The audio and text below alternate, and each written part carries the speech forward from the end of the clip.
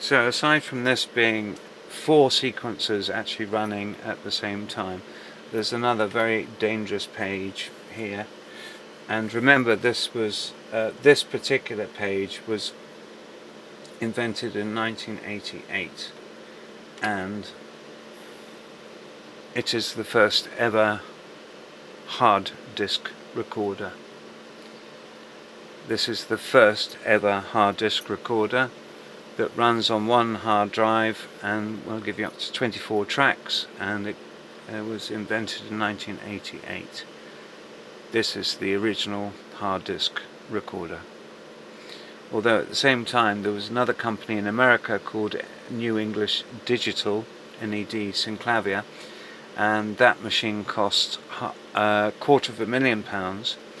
But to make the hard disk recorder work on the Synclavier, you had to have a different hard drive for every track, which made it very, very expensive. But with the Fairlight, we have one hard drive, and it runs up to 24 tracks off one hard drive in 1988, with the same kind of editing that we've seen from the Wave Edit page, which is completely intuitive.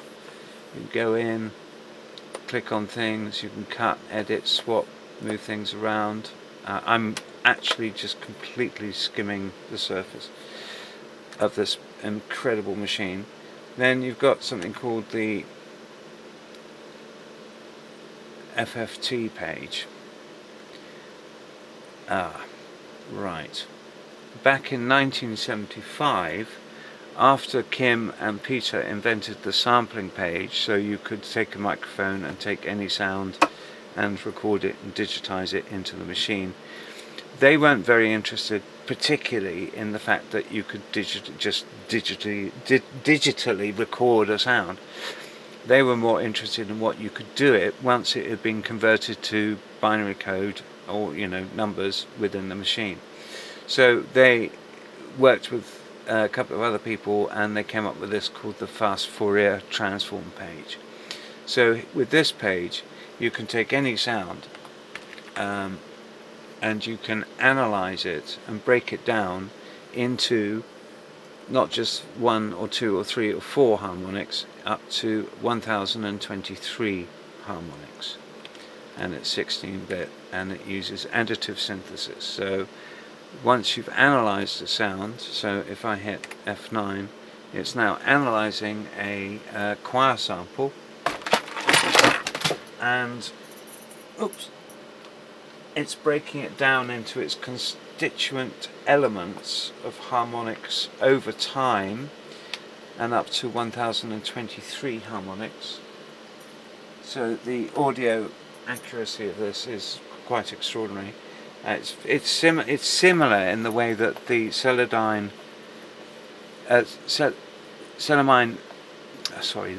Melodyne program works, which is a polyphonic pitch detection program.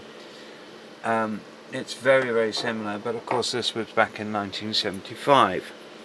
So it's analyzing an acoustic sound that's been sampled using the sample page, and now it's breaking it down into the fundamental frequencies and then reconstituting it using additive synthesis from a sine wave, which is rather clever, because it's actually the basis of the voice recognition systems that we have with things like Alexa and other things. So now the whole thing's been reconstituted as a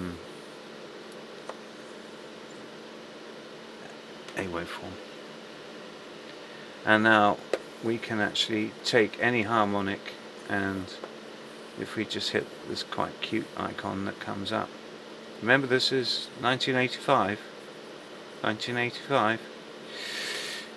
we can actually plot and redraw harmonics using the pen. So that's another page. If we go back up to the directory page, we've got some other pages, for example the mix page, which is F8. Now with this you can take 2 different samples and then you can start doing all sorts of things like mixing and merging, and also convolving. So with convolving, you can have two different samples, say a cymbal and then a choir sample, and then you can get it to convolve from a cymbal to a choir sample. Again, this is 1985, so way ahead of its time. There's some other pages which I won't go into now, but what I will do is I will leave you with this rather amazing song by the Pet Shop Boys. The story behind this song is that Neil and Chris wrote it with the incredibly famous film composer Ennio Morricone, who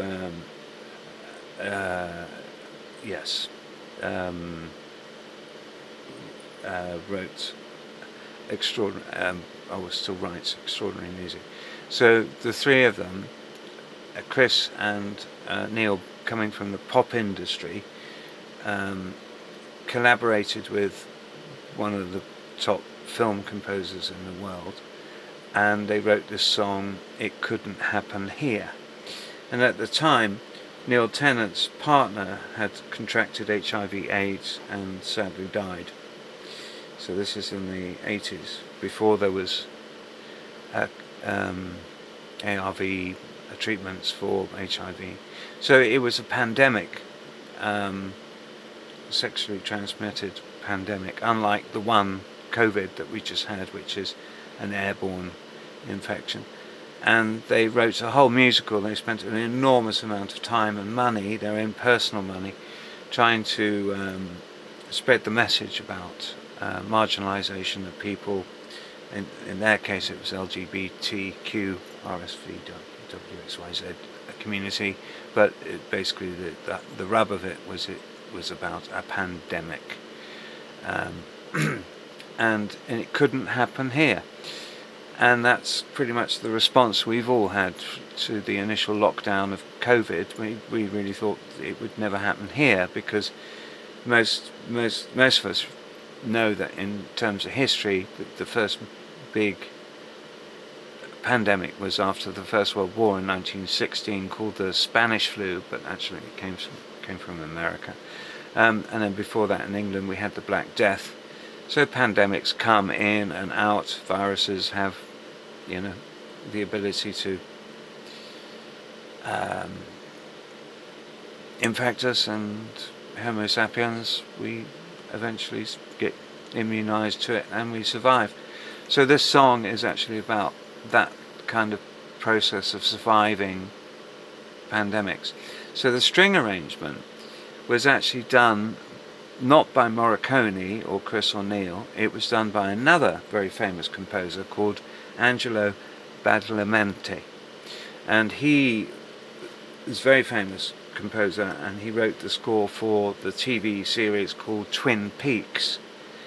And at the time when they wrote this song, it was very much in people's consciousness, Twin Peaks, the whole idea of aliens, conspiracy theories, Secret Service, FBI, all that kind of stuff. So the string arrangement was written by Angelo Badalamenti. So if I just solo the strings, so HIJKLNOP, go, and we'll just play from bar 2, you'll see that this is a pattern-based sequencer. So at any one time you can just see one bar. The bar can be 3/8, 7/8, it could be 7/4. Sorry, I've got to play the whole song. And then each bar is strung together using the song editor.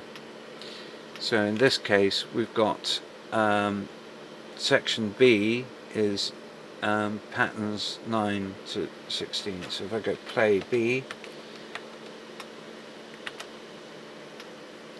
it's just playing those.